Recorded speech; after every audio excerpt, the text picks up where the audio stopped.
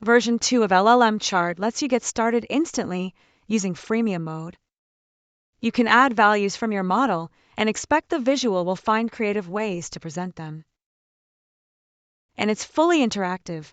Click almost any element, marks, axis labels, legend items, and the whole report cross-filters.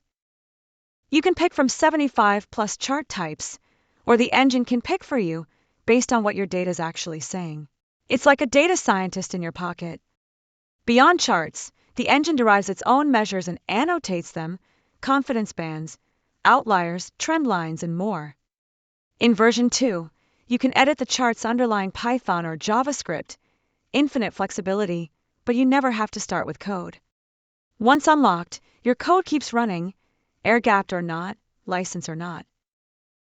Ask the LLM for changes, or roll your own from the generated code. Either way, new versions are a click away. Speaking of LLMs, you have the option to use your own keys from popular AI providers. Here's an example of versioning, one of LLM Chart's original features.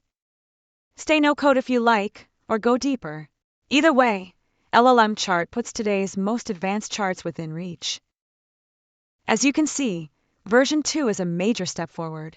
Come see more at busintelligencechampions.com.